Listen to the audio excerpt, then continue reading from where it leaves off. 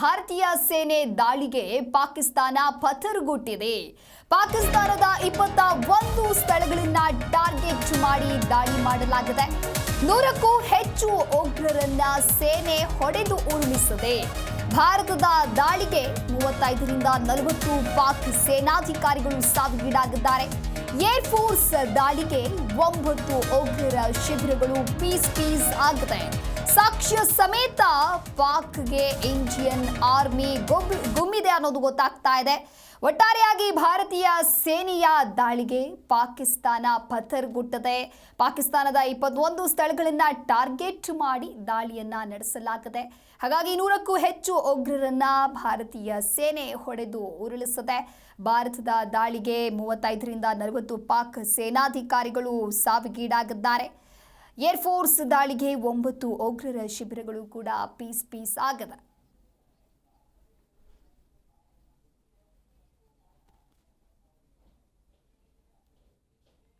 ಈ ಕುರಿತು ಮತ್ತಷ್ಟು ಮಾಹಿತಿಯನ್ನ ನೀಡಲಿದ್ದಾರೆ ನಮ್ಮ ಪ್ರತಿನಿಧಿ ಅನಂತರಾಮಯ್ಯ. ಲೈವ್ ನಲ್ಲಿ ಜಾಯ್ನ್ ಆಗ್ತಾ ಇದ್ದಾರೆ. ಅನಂತರಾಮಯ್ಯ, ಇನ್ನು ಭಾರತೀಯ ಸೇನೆಯ ದಾಳಿಗೆ ಪಾಕಿಸ್ತಾನ ಪಥರ್ಗುಟ್ಟಿ ಹೋಗಿದೆ. ಅಂದ್ರೆ ಪಾಕಿಸ್ತಾನದ 21 ಸ್ಥಳಗಳನ್ನ ಟಾರ್ಗೆಟ್ ಮಾಡಿ ಭಾರತೀಯ ಸೇನೆ ದಾಳಿಯನ್ನ ನಡೆಸಿದೆ. ಪಾಕಿಸ್ತಾನಕ್ಕೆ ತಕ್ಕ ಪ್ರತ್ಯುತ್ತರವನ್ನ ಕೊಡುವಂತ ಕೆಲಸವನ್ನ ಭಾರತೀಯ ಸೇನೆ ಮಾಡಿದೆ. ಈ ಕುರಿತಂತೆ ಓವರಾಲ್ ಡೀಟೇಲ್ಸ್.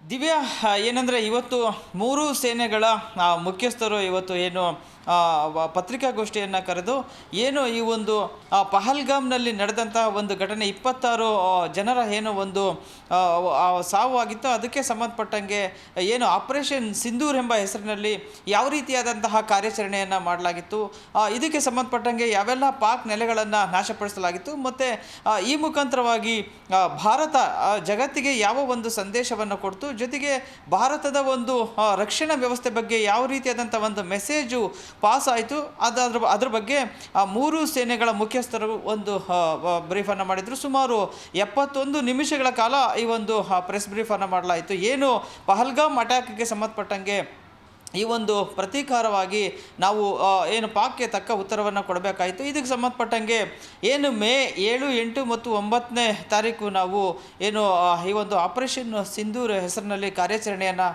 ಮಾಡಲಾಗಿತ್ತು. ಅದರಲ್ಲಿ ಮೊದಲಿಗೆ ಏನು ಪಾಕ್ನ ಏನು ಒಂದು 9 ಉಗ್ರರ ತಾಣಗಳನ್ನು ಹೊಡೆದುರುಳಿಸಲಾಯಿತು. ಅದರಲ್ಲಿ ಮುಖ್ಯವಾಗಿ ಏನು ಈ ಒಂದು ಜೈಷೆ ಮೊಹಮ್ಮದ್, ಲಷ್ಕರ್ ತೊಯ್ಬಾ ಮತ್ತು ಹಿಜ್ಬುಲ್ಲಾ ಮುಜಾಹಿದ್ದೀನ್ ಏನು ಈ ಒಂದು ಸಂಘಟನೆಗೆ ಸೇರಿದಂಥ ಮತ್ತು ಅಲ್ಲಿ ಆ್ಯಕ್ಟಿವ್ ಆಗಿದ್ದಂತಹ 9 ಉಗ್ರರ ತಾಣಗಳನ್ನು ಹೊಡೆದುರುಳಿಸಾಯಿತು. ಅಲ್ಲಿ ಸುಮಾರು 100ಕ್ಕೂ ಹೆಚ್ಚು ಭಯೋತ್ಪಾದಕರು ಈ ಒಂದು ದಾಳಿಯಲ್ಲಿ ಪ್ರಾಣವನ್ನು ತೆತ್ತರು.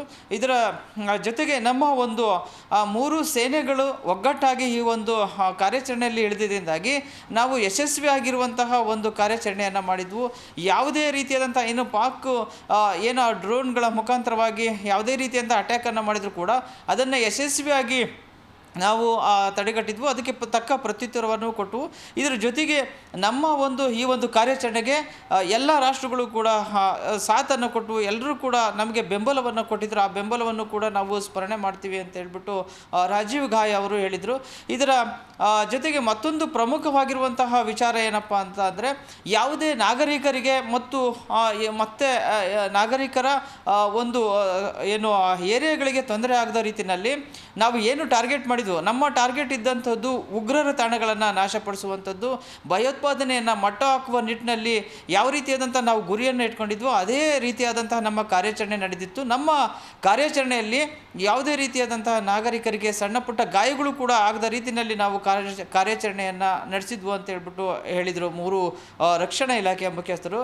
ಇದರ ಜೊತೆಗೆ ಮತ್ತೊಂದು ಮುಖ್ಯವಾದಂಥ ವಿಚಾರ ಇಲ್ಲಿ ನೆನೆಸ್ಬೇಕಾಗಿರೋದು ಏನಪ್ಪ ಅಂದರೆ ಈ ಒಂದು ಬ್ರಹ್ಮೋಸ್ ಏನಿದೆಯಲ್ಲ, ಈ ಬ್ರಹ್ಮೋಸ್ ಮುಖಾಂತರವಾಗಿ ಭಾರತದ ಶಕ್ತಿ ಜಗತ್ತಿಗೆ ಗೊತ್ತಾಗಿದೆ. ಇವತ್ತು ಜಗತ್ತಿನ ಒಂದು ದೃಷ್ಟಿಯಲ್ಲಿ ಭಾರತ ಒಂದು ಏನು ಕದನ ವಿರಾಮ ಅಂದರೆ ಜಗತ್ತಿನ ಈಗೇನು ಅಮೆರಿಕ ಆಗಿರ್ಬೋದು, ಇತರ ಎಲ್ಲ ದೇಶಗಳು ಅಮೆರಿಕದ ಸಾರಥ್ಯದಲ್ಲಿ ಏನು ಕದನ ವಿರಾಮವನ್ನು ಘೋಷಣೆ ಮಾಡಿದ್ರು, ಆ ಒಂದು ಕದನ ವಿರಾಮಕ್ಕೆ ನಾವು ಬದ್ಧತೆಯನ್ನು ತೋರಿದ್ವು.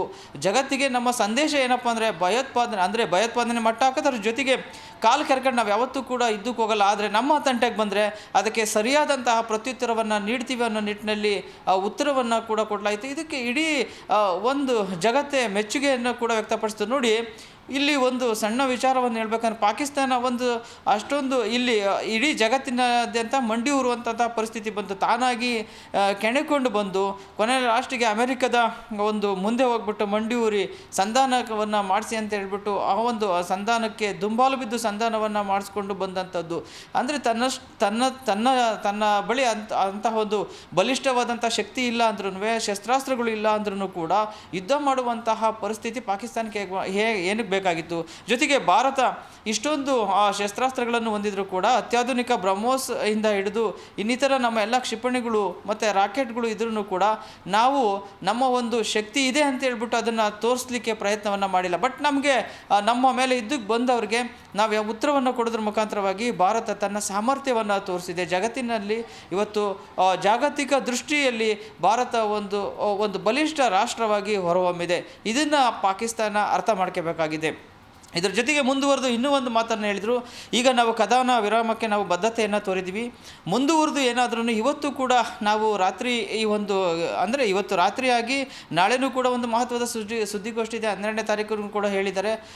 ಇಂದು ಸೇರಿದಂತೆ ಇನ್ನೂ ಹಲವಾರು ದಿನಗಳು ಕೂಡ ನಾವು ಕಣ್ಗಾವನಲ್ಲಿರ್ತೀವಿ. ಒಂದು ವೇಳೆ ಪಾಕಿಸ್ತಾನ ತನ್ನ ಏನು ಈ ಒಂದು ಕುಯುಕ್ತಿ ಬುದ್ಧಿ ಅಂತೀವಿ ಅಥವಾ ನರಿ ಬುದ್ಧಿಯನ್ನು ತೋರಿಸಿದ್ದೇ ಆದರೆ ಖಂಡಿತವಾಗಿಯೂ ಅದಕ್ಕೆ ಪ್ರತ್ಯುತ್ತರವನ್ನು ಕೊಡಲಿಕ್ಕೆ ನಾವು ಸದಾ ಸಿದ್ಧವಾಗಿರ್ತೀವಿ. ನಮ್ಮ ಮೂರು ಸೇನೆಗಳು ಕೂಡ ಈ ನಿಟ್ಟಿನಲ್ಲಿ ನಮ್ಮ ಸೇನೆಗಳು ಅದ್ರ ಜೊತೆಗೆ ತಮ್ಮ ಏನು ಸೈನಿಕರು ಕೂಡ ಸಿದ್ಧವಾಗಿದ್ದಾರೆ ಅಂತ ಹೇಳ್ಬಿಟ್ಟು ಒಂದು ಮೆಸೇಜನ್ನು ಕೂಡ ಕೊಟ್ಟಿದ್ದಾರೆ. ಇನ್ನು ಉಳಿದಂತೆ ಈ ಒಂದು ಘಟನೆಯಲ್ಲಿ ಪಾಕಿಸ್ತಾನದ ಸುಮಾರು 35ರಿಂದ 40 ಜನ ಸಾವನ್ನಪ್ಪಿದ್ದಾರೆ. ಅದರ ಜೊತೆಗೆ ಸೈನಿಕರು ಜೊತೆಗೆ ಉಗ್ರರು 100ಕ್ಕೂ ಹೆಚ್ಚು ಜನ ಸಾವನ್ನಪ್ಪಿದ್ದಾರೆ. ಇನ್ನು ಭಾರತದ ಮಟ್ಟಿಗೆ ಹೇಳಬೇಕಾದ್ರೆ ಅಂತಹ ಒಂದು ದೊಡ್ಡ ನಷ್ಟ ಏನಾಗಿಲ್ಲ.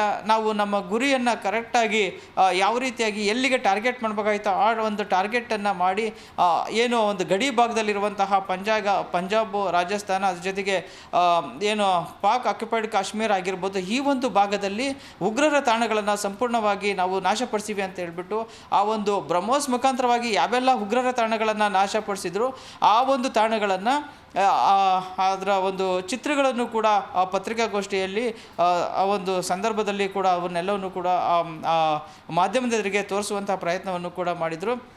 ಒಟ್ಟಾರೆ ಹೇಳಬೇಕಂದ್ರೆ ಈ ಒಂದು ಆಪರೇಷನ್ ಸಿಂಧೂರಿಗೆ ಸಂಬಂಧಪಟ್ಟಂಗೆ ಜೊತೆಗೆ ಪಹಲ್ಗಾಮ್ನಲ್ಲಿ 26 ಜನ ಏನು ಸಾವನ್ನಪ್ಪಿದ್ರೋ ಆ ಒಂದು ಸಾವಿಗೆ ಪ್ರತೀಕಾರವಾಗಿ ಇವತ್ತು ಭಾರತ ತನ್ನ ಒಂದು ಸೇಡನ್ನು ತೀರಿಸ್ಕೊಂಡಿದೆ ಅಂತ ಹೇಳ್ಬೋದು. ಈ ಮಟ್ಟಿಗಾದರೂ ಅಟ್ಲೀಸ್ಟು ಆ ಭಯೋತ್ಪಾದಕರ ಒಂದು ಉಗ್ರರ ತಾಣಗಳನ್ನು ನಾಶಪಡಿಸೋದು, ಅದ್ರ ಜೊತೆಗೆ ಸುಮಾರು 100ಕ್ಕೂ ಹೆಚ್ಚು ಜನ ಆ ಭಯೋತ್ಪಾದಕರನ್ನು ಸಾಯಿಸಿರುವಂಥದ್ದಾಗಿರ್ಬೋದು. ಇಂತಹ ಒಂದು ಪ್ರತೀಕಾರದ ಮೂಲಕ ತನ್ನ ಒಂದು ಸೇಡನ್ನು ತೀರಿಸ್ಕೊಂಡಿದೆ. ಆದ್ರೂ ಕೂಡ ಈ ಒಂದು ಸೇಡಿಂದ ಅವರ ಒಂದು ಆತ್ಮಕ್ಕೆ ಅಥವಾ ಅವರಿಗೆ ನಾವು ಫುಲ್ಫಿಲ್ ಮಾಡಲಿಕ್ಕೆ ಆಗೋದಿಲ್ಲ. ಆದರೆ ಅಟ್ಲೀಸ್ಟು ನಮ್ಮ ತಂಟೆಗೆ ಬಂದರೆ ಅಮಾಯಕ ನಾಗರಿಕರನ್ನು ಏನಾದ್ರೂ ಈ ರೀತಿಯಾಗಿ ಮತ್ತೆ ಪದೇ ಏನಾದ್ರೂ ಅವರ ಮೇಲೆ ತಮ್ಮ ದೌರ್ಜನ್ಯವನ್ನು ಅಥವಾ ತಮ್ಮ ಒಂದು ಈ ಒಂದು ಬುದ್ಧಿಯನ್ನು ತೋರಿಸುತ್ತೆ ಆದರೆ ಅದಕ್ಕೆ ತಕ್ಕ ಪ್ರತ್ಯುತ್ತರವನ್ನು ಕೊಡ್ತೀವಿ ಎಂಬ ಒಂದು ಮುಖಾಂತರವಾಗಿ ಈಗ ಒಂದು ಭಾರತೀಯ ಒಂದು ರಕ್ಷಣಾ ಇಲಾಖೆ ತಕ್ಕ ಉತ್ತರವನ್ನು ಕೊಟ್ಟಿದೆ ಅಂತ ಹೇಳ್ಬೋದು. ದಿವ್ಯಾ, ಆಗ್ಲೇ ಹೇಳ್ತಾ ಇದ್ರಿ ನಾಳೆ DGMO ಮಟ್ಟದಲ್ಲಿ ಹೈ ಲೆವೆಲ್ ಸಭೆ ನಡೆಯುತ್ತೆ ಅಂತ ಹೇಳಿ. ಹಾಗಾಗಿ ಆ ಮಹತ್ವದ ಸಭೆಯಲ್ಲಿ ಇನ್ನೂ ಯಾವೆಲ್ಲ ವಿಚಾರಗಳ ಕುರಿತಂತೆ ಚರ್ಚೆ ಆಗುವಂತಹ ಸಾಧ್ಯತೆ ಇದೆ? ಈ ಒಂದು ಏನು ಕದನ ವಿರಾಮಕ್ಕೆ ಸಂಬಂಧಪಟ್ಟಂಗೆ ಚರ್ಚೆಗಳು ಆಗುವಂಥ ಸಾಧ್ಯತೆಗಳಿರುತ್ತೆ. ಈಗಂತೂ ಆಪರೇಷನ್ ಸಿಂಧೂರು ಸಂಬಂಧಪಟ್ಟಂಗೆ ಎಲ್ಲ ಮಾಹಿತಿಯನ್ನು ಕೊಟ್ಟಿದ್ದಾರೆ. ಮತ್ತು ಭಾರತದ ಕಡೆಯಿಂದ ಯಾವ ರೀತಿಯಾದಂಥ ಆಪರೇಷನ್ ನಡೆದಿತ್ತು, ಅದ್ರ ಜೊತೆಗೆ ಯಾವ ರೀತಿಯಾದಂತಹ ಕಾರ್ಯಾಚರಣೆ ಆಗಿತ್ತು ಈಗ ಆಲ್ರೆಡಿ ಎಲ್ಲ ಹೇಳಿದ್ದಾರೆ. ಇನ್ನು ನಾಳಿನ ಒಂದು ಸಭೆಯಲ್ಲಿ ಬಹುಶಃ ಈಗೇನು ಸಿಂಧೂ ಟ್ರೀಟಿ ಇದೆಯಲ್ಲ ಇದನ್ನು ಕದನ ವಿರಾಮ ಆದಾಗ ಅದು ಇನ್ನೂ ಕೂಡ ಯಾವ್ಯಾವ ಕಂಡೀಷನ್ ಮೇಲೆ ಕದನ ವಿರಾಮ ಆಗಿದೆ ಅನ್ನೋ ಒಂದು ಮಾಹಿತಿ ಇನ್ನೂ ಕೂಡ ನಮಗೆ ಲಭ್ಯವಾಗಿಲ್ಲ. ಕದನ ವಿರಾಮಕ್ಕೆ ಏನೆಲ್ಲ ಕಂಡೀಷನ್ಸ್ ಇದೆ, ಸಿಂಧೂ ಟ್ರೀಟಿ ಏನಾದ್ರೂ ಅದರ ಒಂದು ಏನು ಒಂದು ಟ್ರೀಟಿಯನ್ನು ಬ್ಯಾನ್ ಮಾಡಿರೋಂಥದ್ದು ಕಂಟಿನ್ಯೂ ಆಗುತ್ತಾ ಅಥವಾ ಅದನ್ನೇನಾರ ರಿಲೀಸ್ ಮಾಡ್ತಾರಾ ಅಥವಾ ಇನ್ನೂ ಬೇರೆ ರಾಜತಾಂತ್ರಿಕ ಏನು ವಿಚಾರಗಳಿದಾವೋ ಆ ವಿಚಾರಗಳಿಗೆ ಸಂಬಂಧಪಟ್ಟಂಗೆ ನಾಳಿನ ಒಂದು ಸಭೆಯಲ್ಲಿ ಮುಕ್ತವಾಗಿರುವಂಥ ಚರ್ಚೆ ಆಗುತ್ತೆ. ಆ ಬಳಿಕ ಮಾಹಿತಿ ಅಷ್ಟೇ ಹೊರಬರುತ್ತೆ. ಇವತ್ತಿನ ಒಂದು ಸನ್ನಿವೇಶದಲ್ಲಿ ಜೊತೆಗೆ ಇವತ್ತು ನಡೆದಂಥ ಸುದ್ದಿಗೋಷ್ಠಿನಲ್ಲಿ ಕೇವಲ ಒಂದು ಆಪರೇಷನ್ ಸಿಂಧೂರ್ ಬಗ್ಗೆ ಮತ್ತು ಕಾರ್ಯಾಚರಣೆಗಳ ಬಗ್ಗೆ ಮಾತ್ರ ಹೇಳಿದ್ದಾರೆ. ನಾಳಿನ ಒಂದು ಸಭೆಯಲ್ಲಿ ಸಂಪೂರ್ಣವಾದಂಥ ಕದನ ವಿರಾಮಕ್ಕೆ ಸಂಬಂಧಪಟ್ಟಂತಹ ಮಾಹಿತಿಯನ್ನು ಹಂಚ್ಕೋಬೋದು. ದಿವ್ಯಾ, ಆದರೆ ನಂತರದಲ್ಲಿ ಕದನ ವಿರಾಮವನ್ನ ಉಲ್ಲಂಘನೆ ಮಾಡ್ತಾರೆ ಪಾಕಿಸ್ತಾನ. ಹಾಗಾಗಿ ಇದೀಗ ಪಾಕಿಸ್ತಾನಕ್ಕೆ ತಕ್ಕ ಉತ್ತರವನ್ನ ನೀಡೋದಕ್ಕೆ ಒಂದು ರೀತಿ ಪೂರ್ಣ ಅಧಿಕಾರವನ್ನ ನೀಡಿದ್ದಾರೆ.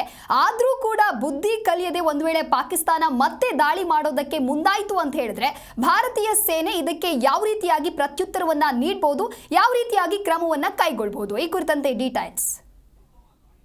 ಅದನ್ನು ಕೂಡ ಏನು ರಾಜೀವ್ ಗಾಯ ಅವರು ಕೂಡ ಹೇಳಿದರು, ಏನು ನಾವು ಕದನ ವಿರಾಮಕ್ಕೆ ನಾವು ತಲೆಬಾಗಿದ್ವಿ, ಯಾಕೆಂದರೆ ನಾವು ಕೊಟ್ಟ ಮಾತನ್ನು ಯಾವತ್ತೂ ಕೂಡ ಮೀರೋದಿಲ್ಲ.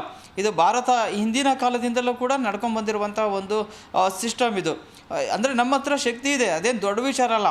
ಈಗ ನಮ್ಮಲ್ಲಿ ಆ ಒಂದು ಬ್ರಹ್ಮೋಸ್ ಏನಿದೆಯಲ್ಲ ಅದರ ಮುಖಾಂತರವಾಗಿ ಒಂದೇ ಒಂದು ಬ್ರಹ್ಮೋಸ್ ಸಾಕು ಪಾಕಿಸ್ತಾನವನ್ನು ನಿರ್ಣಯ ಮಾಡಲಿಕ್ಕೆ. ಆದರೆ ಅದು ನಮ್ಮ ಸಿದ್ಧಾಂತ ಅಲ್ಲ, ಮತ್ತು ಭಾರತ ಅದನ್ನು ಪಾಲಿಸ್ಕೊಂಡು ಕೂಡ ಬಂದಿಲ್ಲ. ಭಾರತ ಅವತ್ತಿನಿಂದಲೂ ಕೂಡ ಶಾಂತಿಯ ರಾಷ್ಟ್ರ, ಜಗತ್ತಿಗೆ ಶಾಂತಿಯನ್ನು ಸಾರುವಂತಹ ರಾಷ್ಟ್ರವಾಗಿ ಬಿಂಬಿಸಿರುವಂಥದ್ದು, ಮತ್ತು ಅದನ್ನು ನಾವು ಫಾಲೋಅಪ್ ಮಾಡ್ತಿರಲು ಕೂಡ ಇದ್ದೀವಿ. ಹೀಗಾಗಿ ಈಗೇನಾದರೂ ಮತ್ತೆ ಒಂದು ವೇಳೆ ಈಗ ರಾತ್ರಿನೂ ಕೂಡ ಕದನ ವಿರಾಮ ಆದ ನಂತರನೂ ಕೂಡ ಏನು ಗಡಿ ಭಾಗದಲ್ಲಿ ಸ್ಫೋಟಕದ ಶಬ್ದ ಕೇಳುವಂಥದ್ದು, ಅಲ್ಲಿರುವಂಥ ನಾಗರಿಕರು ಕೂಡ ಭಯಭೀತರಾಗಿರುವಂಥದ್ದನ್ನು ನೋಡಿದೆವು.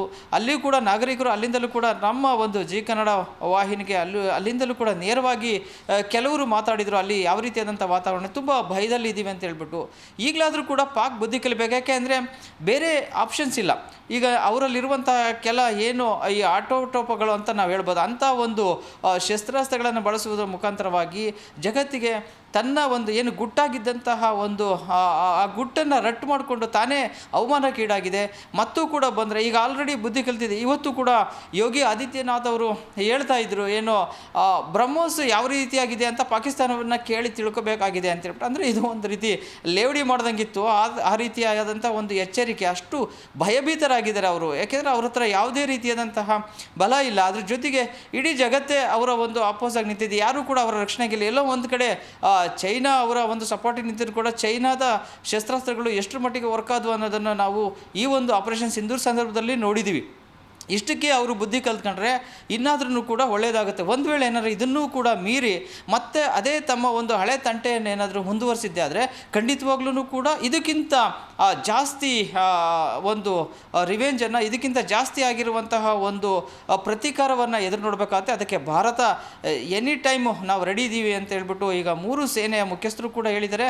ಒಂದು ವೇಳೆ ಏನಾದರೂ ಕದನ ವಿರಾಮವನ್ನು ಉಲ್ಲಂಘಿಸಿದ್ದೆ ಆದರೆ ಮತ್ತೆ ಪಾಕ್ ಅದಕ್ಕೆ ತಕ್ಕವಾದಂತಹ ಶಾಸ್ತಿಯನ್ನು ಅನುಭವಿಸಬೇಕಾಗುತ್ತೆ. Divya, okay, thank you Anantharamaiah ನಿಮ್ಮೆಲ್ಲ ಮಾಹಿತಿಗಾಗಿ.